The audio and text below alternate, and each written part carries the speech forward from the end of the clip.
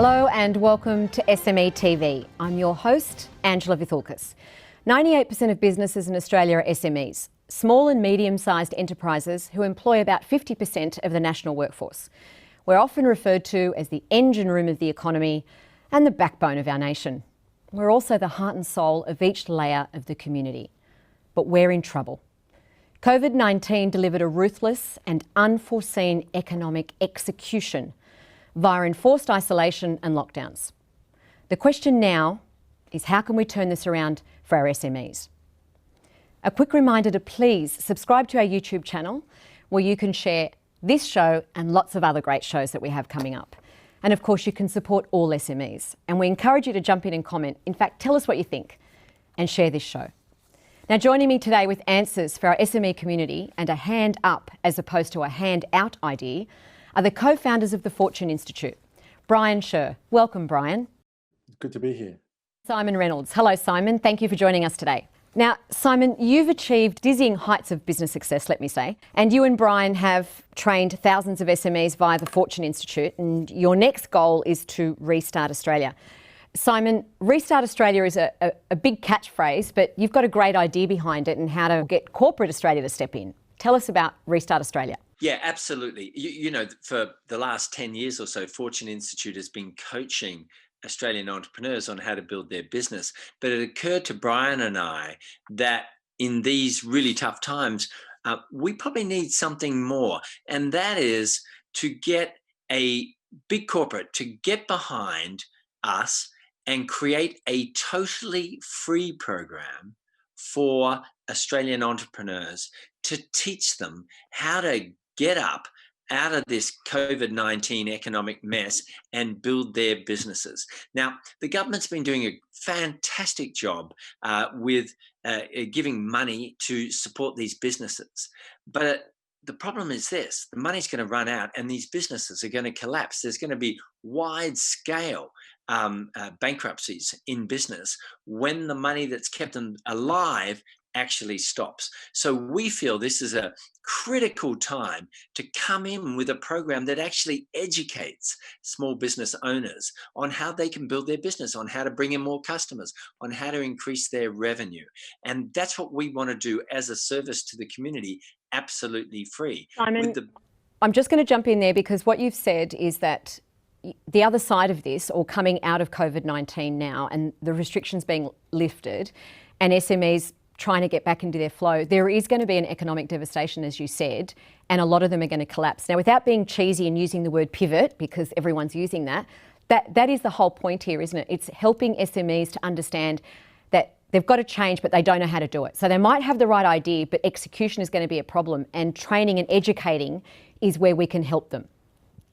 100%. And you know, I think it's a crazy scenario where some of these SMEs, arguably most of them, may have been in business for 5, 10, 15 years, but a lot of them don't know how to grow the business. They've survived due to their talent and due to the fact they've been around for a while. But many of them don't know the basics on how to build a business. And we want to teach them that, and we want to teach them quickly through Restart Australia. Brian, I'll bring you in here. When you've obviously had a great exposure to lots of different SMEs in lots of businesses of your own, but also in the training and education that you're doing now at the Fortune Institute, we're looking at a group of people who have been, you know, successful all their lives because they've either fallen into a business or they started it 10 years ago, or in some cases like me, 30 years ago, and they know their job. They know how to get up in the morning, they know where they're going, they know every part of that business. Usually, if there's a failure in business, it takes a little bit longer than the few months that we've had with COVID. Is this the big problem, that we're pushing people up against a wall that they're completely unprepared for? Well, you make a very good point there. The issue that we have at the moment is that very few people alive today, or certainly in business today, have ever experienced anything like this before. So it's an economic environment that is unfamiliar to just about everybody. And what it requires is very deep levels of skill rather than just superficial skills. So when you find yourself in unfamiliar territory, it's like perhaps finding yourself in a jungle. you need to have very deep survival skills in order to make it through. Some of those skills you might have, some of them you may have to relearn, some of them you may have to learn for the first time.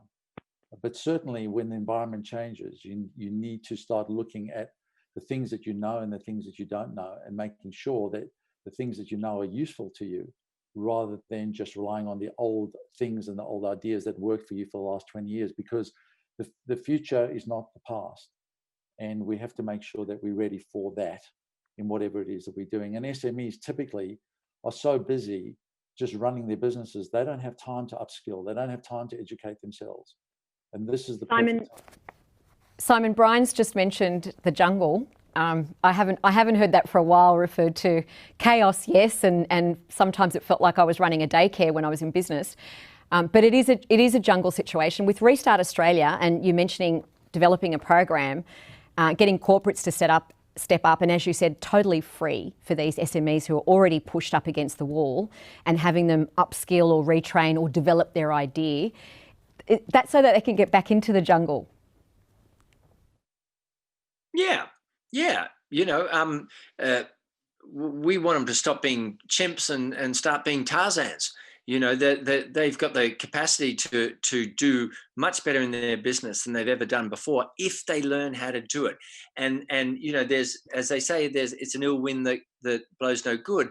This disaster of COVID-19 has at least put business owners in the frame of mind where they're looking for new solutions. The trouble is, they don't know what to do. They haven't found any. And that's what Restart Australia's got to be. We've got to get a corporate behind it to finance it and spread it right throughout the nation.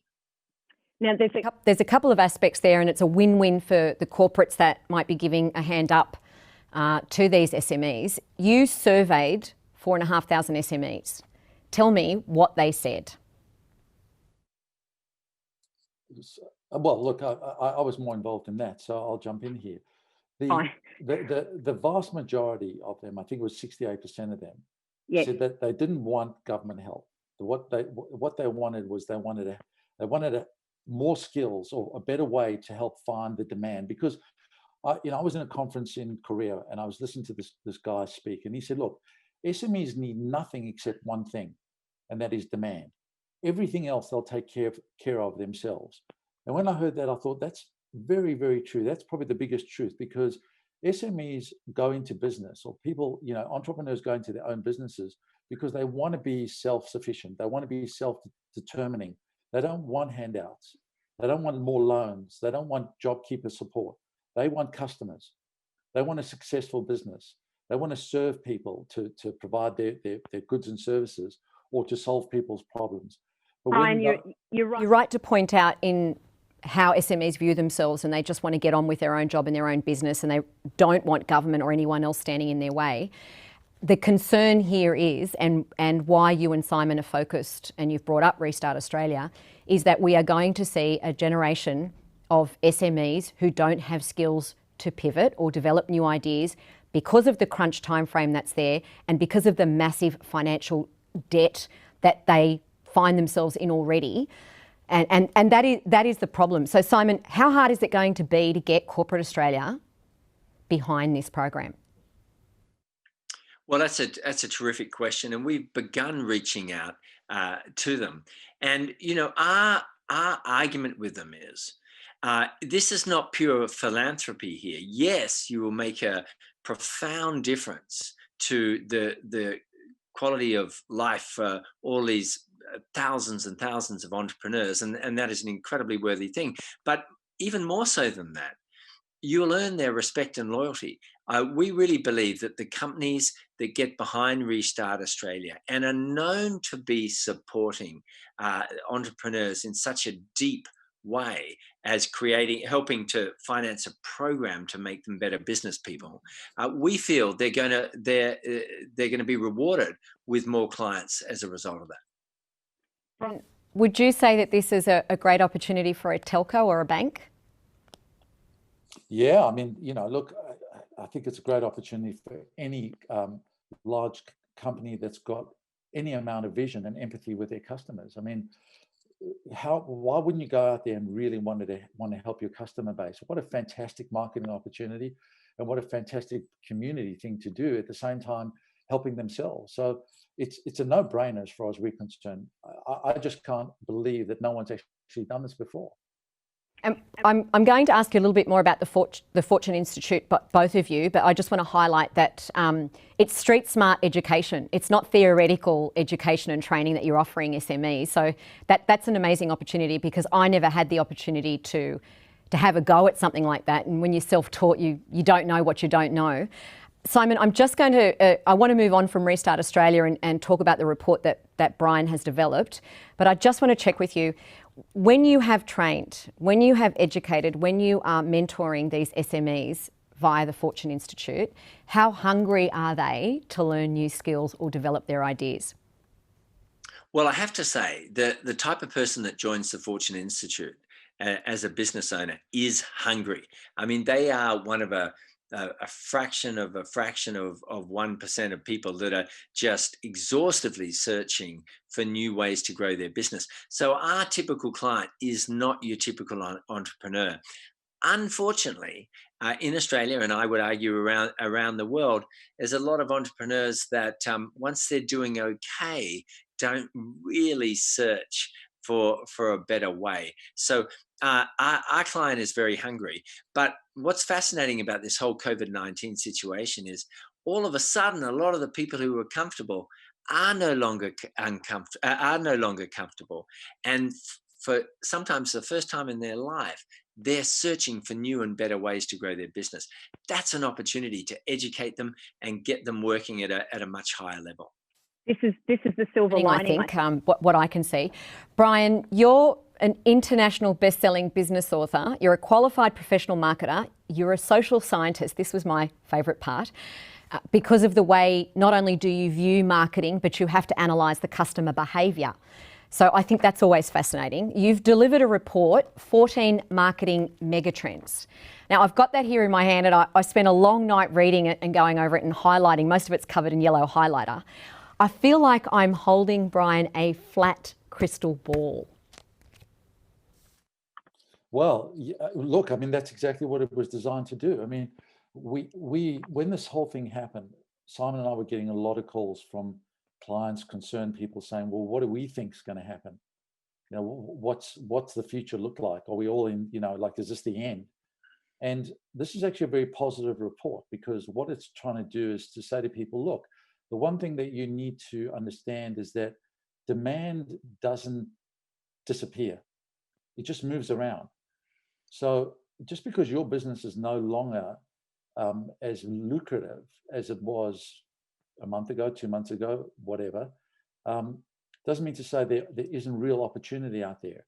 And there is. And this is part of, you know, you mentioned the word pivot that I hate as well. But it's part of looking for where the opportunities lie. And what you've got to remember, and the basis of this report is this: that people have always got problems. And the job of an entrepreneur is to go out there and solve people's problems and get paid handsomely for doing it. That's how you make money. Yeah, I like the idea of being paid handsomely. Keep going. I'm focusing on that. Yeah. Well, if you get it right, you get paid very handsomely. That's right. So the idea is to start looking at where have the problems shifted to, and what problems are people going to have now that this has happened and into the future. And that was the underlying premise on which this report was written. So what we started to do is to look into what problems people will have now and in the future when this report was written. And I am going to go into this report with you, and I'm assuming that, just quickly, Siimon, I'm assuming that you want me to ask Brian about all 14 marketing megatrends, which I won't all 14, I'm going to summarise them. But am I going to quiz you on those marketing megatrends as well, Siimon? I think Brian is definitely the expert on this area. You've just lobbied the ball that way. No, because I am going to, because I was fascinated by the report, Brian, and I'm going to quote you. Understanding the context with which consumers are and will behave and how they will make new decisions from here on out. That is the whole basis of understanding consumer behaviour. But right now, this is what you're facing. This is the question you sat down when you wrote this report and you analysed it. How are people going to behave now, and that this new now is how it's going to be. We're not going to go backwards, are we? It's not going to be the old days coming back. Yeah, well, look, only time will tell how if things return to normal, but I don't think they will. But the reality of it is you need these times to happen, because what it does is it cleans out and it revives. It's like doing a whole clean out of your house. You feel better. It's not a very pleasant thing to do. Or moving homes, it's unpleasant, but you get to a new place and it's actually a lot better. And while people are going through it, it's never very comfortable. But I promise you, for a lot of people, they'll make a lot of money in these new trends. Right. So you've given us a report with 14 marketing mega trends, but just to point out, there's not just 14. You have developed and uncovered or identified lots of other ones, and you're going to work with your clients via the Fortune Institute to pull apart those and see where those opportunities might lie for them. But if we just look at these 14 that you've highlighted in the report, as I focused on them, I want to talk about megatrend 1 because it is quite funny. The contact hypervigilance, how paranoid people are about touching and sanitisation and hygiene in general. Touch on that briefly, but don't leave out the hazmat onesie, please. Hazmat ones, sure. Please don't leave that out. Yeah, sure, no problem. Look, prior to COVID, people just went about their lives. They never thought about anything as being dangerous, really. I mean, when you touch stuff, whether it be in the elevator or it be the escalator or the door handles, we never gave it a second thought.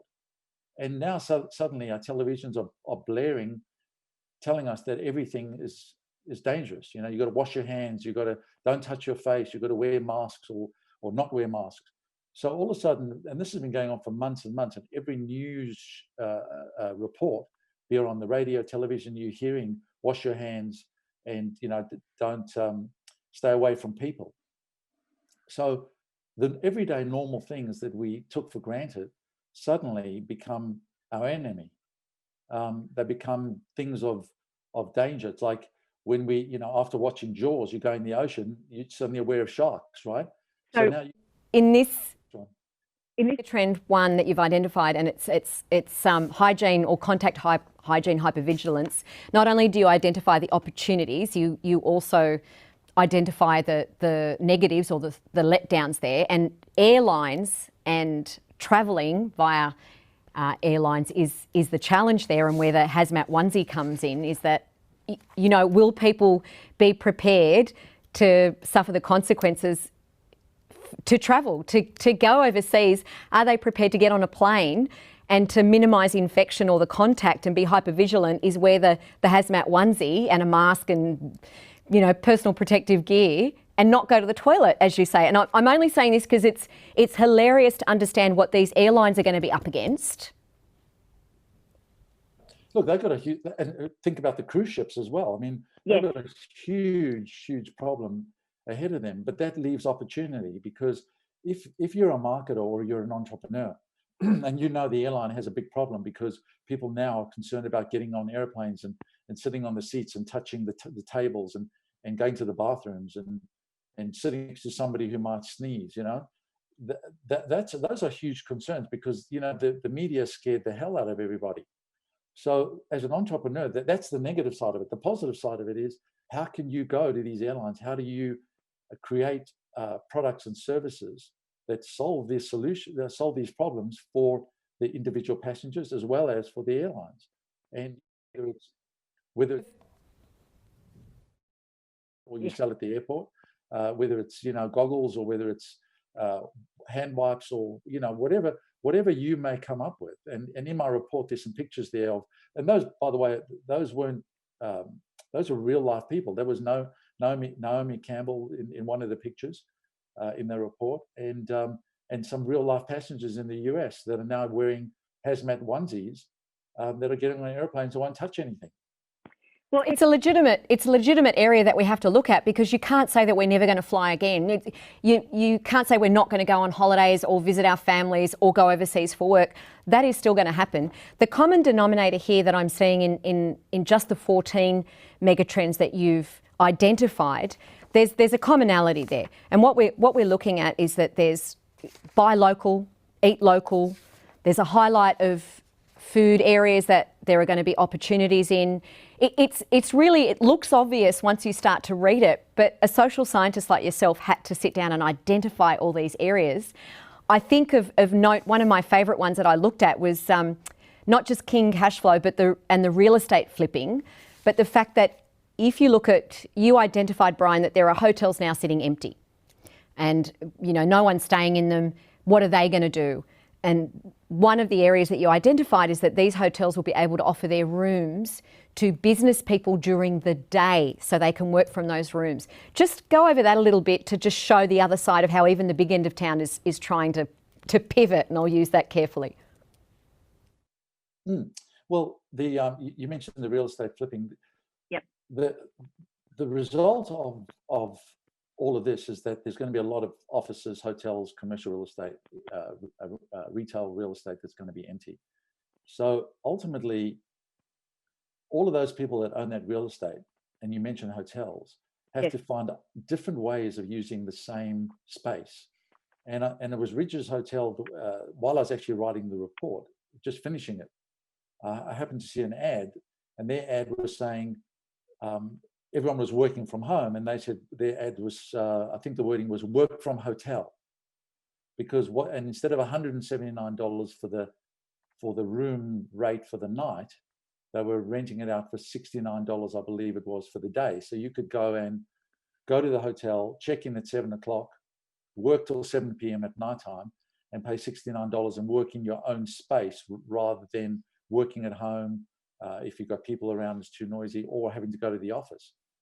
And Have a nap or catch a movie. Exactly. Or relax. It's people have always either had remote working or working from co-shared office spaces, etc. But it gives you a new view of where some of these trends might lie and how existing assets might be flipped and used in another way. And that's just one or two of the 14 mega marketing trends in your report that I found fascinating all the way through.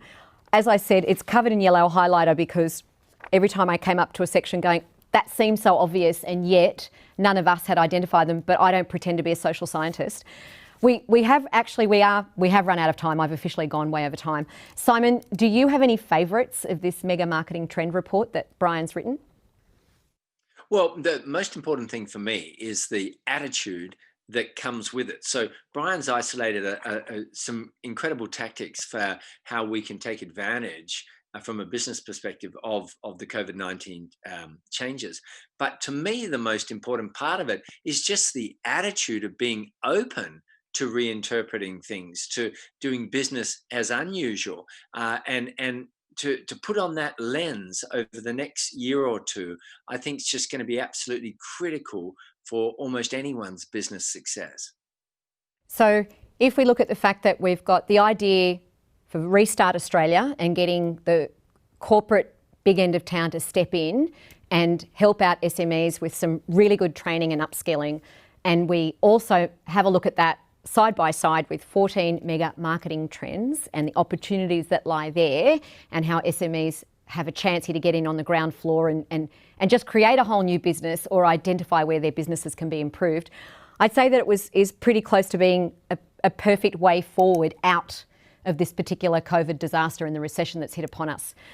Thank you very much, both of you. Brian Sher, co-founder of the Fortune Institute. Thank you very much for joining us today, Brian. Siimon, thank you very much. I'm sorry we didn't get to quiz you a little bit more on these marketing trends, but maybe next time. To everyone out there, please don't forget to subscribe to our YouTube channel where you can support us and all SMEs, and you can share, like and comment. And a big shout out to the SMEA Association of Australia for believing in us and backing us all the way. If you have any other information you'd like to share with us or point out some tips for the business community, you can reach us at news@smea.org.au, and we will catch you next time.